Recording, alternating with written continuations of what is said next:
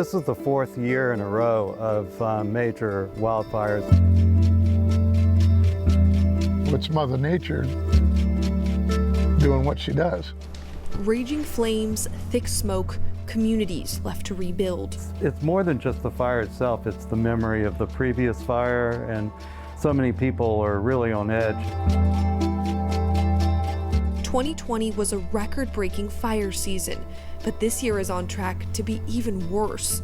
In California's wine country, the glass fire in 2020 wiped out more than 1,000 homes and burned 67,000 acres. The sun would come up orange for days. But families here weren't only worried about losing their homes. 2020, we served almost 2,000 people with COVID. The pandemic ripped through this community at the same time.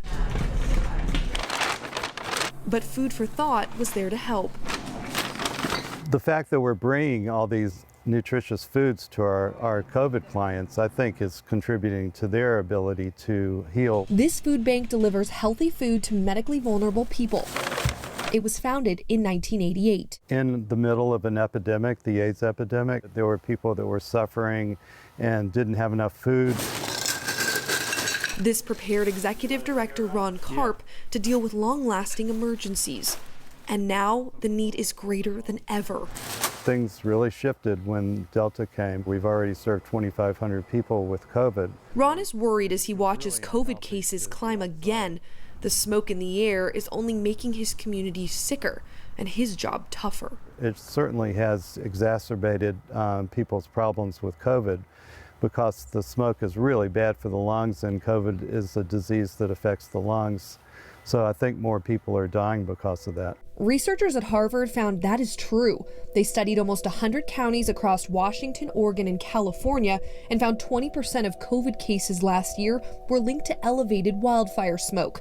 That means nearly 20,000 COVID cases and 750 COVID deaths were attributable to smoke.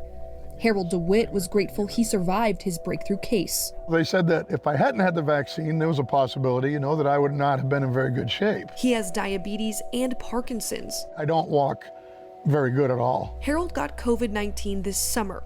He doesn't know if his case was tied to the fires, but he says the smoky air made it tougher to heal. I had a real bad cough, and I would get some pretty strong headaches. You just continue to wear the mask, to try to not have the smoke affect you, because it does. Food for Thought delivered food to him as he recovered. I can't tell you how much it helped me. It was immeasurable. Ron learned from years past how much these brown bags can mean. In 2017, power shutoffs during fire season destroyed nearly all their inventory. And it's really painful to throw away that much food. We had an entire dumpster full of really great produce that we had to just throw away. So they raised money for a generator and now are ready for the emergencies that will come. Our clients really are more likely to have bigger problems than most people because they don't have the resources. Maybe they can't even afford the gas to evacuate. But these families will have Ron and his team for support, tackling dual disasters, one tomato at a time. It's a tough time for California. For The Race, I'm Alexa Liacco.